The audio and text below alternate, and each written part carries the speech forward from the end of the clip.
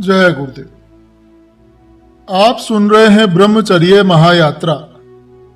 कभी न कभी हर साधक उस बिंदु पर पहुंचता है जहां उसे अपने ही मन के सामने खड़ा होना पड़ता है। जिस इच्छा को वो बाहर की किसी ताकत का आक्रमण समझता था, वो अचानक भीतर से उठती हुई उसे दिखाई देने लगती है। और यही वो क्षण होता है जब साधक पहली बार अपने भीतर की परतों को खोलकर देखने लगता है, समझने लगता है कि उसकी कमजोरी उसका शत्रु नहीं है, उसकी पुरानी बार बार दोहराई गई आदत है।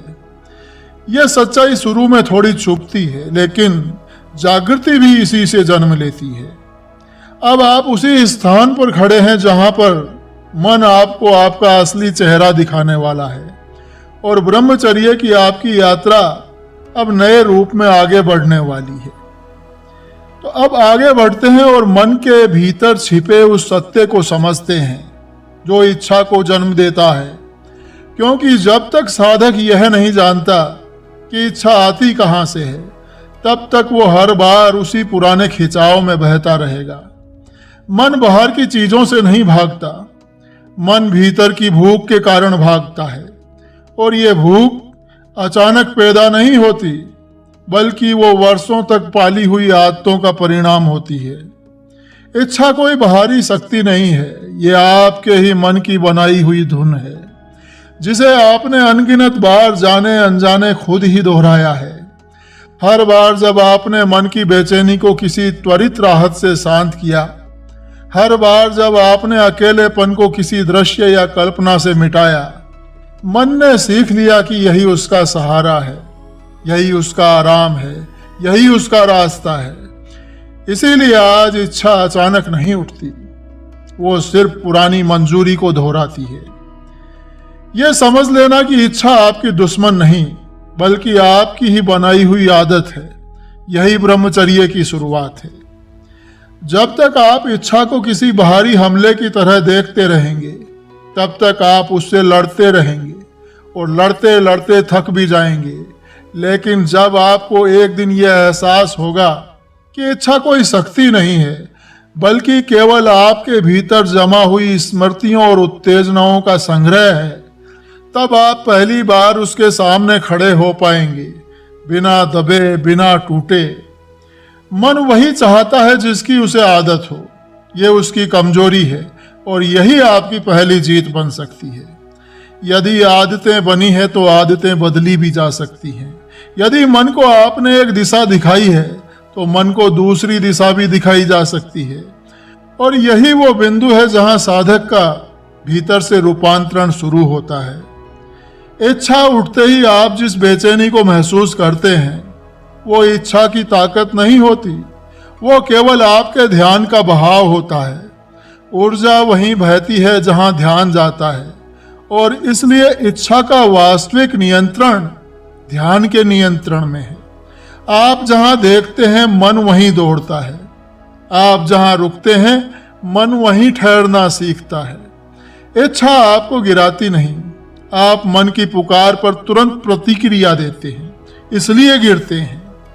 लेकिन यदि आप बस 3 सेकंड के लिए रुक जाएं, बस 3 सेकंड के लिए मन की पुकार को देखें, सुनें, पर उसके पीछे न चलें, तो इच्छा की जड़ हिलने लगती है। वही 3 सेकंड आपके भीतर तप की आग जगाते हैं। वही 3 सेकंड आपकी ऊर्जा को पहली बार बाहर की जगह भीतर की ओर मोड़ते हैं। मन बड़ा चालाक है, वो हमेशा आसान रास्ता ढूंढता है। वो आपको वही खिलौना देता है जिससे आप पहले खेल चुके हैं। वो वही स्मृति जगाता है जिसमें आपने पहले आराम पाया था। वो आपको विश्वास दिलाता है कि बस एक बार, बस थोड़ा सा, इससे क्या फर्क पड़ेगा। क्योंकि मन जानता है कि साधक की ढील वहीं से शुरू होती है जहां वो खुद को समझ लेता है, समझा लेता है। लेकिन यदि साधक उस तर्क की आवाज को पहचान ले और कह दे कि मैं तुम्हें सुन रहा हूं, पर मैं तुम्हारे साथ नहीं चल रहा, तो मन की आधी ताकत उसी क्षण टूट जाती है। यह वो क्षण है जहां से साधना शुरू होती है, जहां समझ जागती है, जहां ब्रह्मचर्य केवल त्याग का शब्द नहीं, बल्कि अपनी ऊर्जा को बचाने और ऊपर उठाने की शक्ति बन जाता है। धीरे धीरे जब साधक मन का ये खेल समझने लगता है तो वो भीतर किसी अदृश्य परिवर्तन को महसूस करता है। इच्छा पहले जैसी भारी नहीं लगती, खिंचाव पहले जैसा अंधा नहीं लगता। वो उठती है पर उसकी पकड़ कमजोर होती है, वो बुलाती है पर वो आदेश नहीं लगता, सिर्फ आवाज लगती है जिसे आप सुनकर भी आगे बढ़ सकते हैं। ये परिवर्तन छोटा दिखाई देता है पर इसका असर बहुत गहरा होता है, क्योंकि यही वो पहला क्षण है जब साधक समझता है कि वो मन के पीछे चलने के लिए पैदा नहीं हुआ, वो मन को दिशा देने के लिए पैदा हुआ है। इच्छा अब दुश्मन नहीं रहती, वो दर्पण बन जाती है, आपके भीतर बची हुई कमजोरियों का दर्पण। जब इच्छा उठती है तो वो बताती है कि अभी आपके भीतर कौन सा कोना अधूरा है, कौन सा भाव अनसुलझा है, किस स्थान पर साधना की आवश्यकता है। इच्छा आपको गिराने नहीं आती, वो आपको सिखाने आती है। और जब साधक इच्छा को शिक्षक की तरह देखना सीख लेता है तभी ब्रह्मचर्य की नींव स्थिर हो पाती है। यही वो क्षण है जहां ऊर्जा बाहर गिरना बंद होकर भीतर लौटना शुरू करती है। जब ऊर्जा भीतर लौटती है तो मन शांत होने लगता है। मन शांत होता है तो विचार धीमे हो जाते हैं। विचार धीमे होते हैं तो इच्छा की जड़ सूखने लगती है।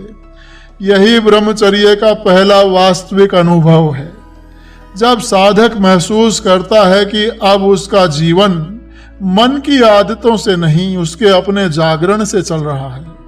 और उस जागरण की आवाज धीरे से फुसफुसाती है कि अब मैं गिरने नहीं आया, अब मैं उठने आया हूं, अब मैं आगे बढ़ने आया हूं। यह अध्याय यहीं पूर्ण होता है। अगला अध्याय जल्द ही आपके सामने होगा। इस दिव्य साधना यात्रा में हमारे साथ जुड़े रहिए। आप सभी पर गुरु कृपा सदा बनी रहे। जय गुरुदेव।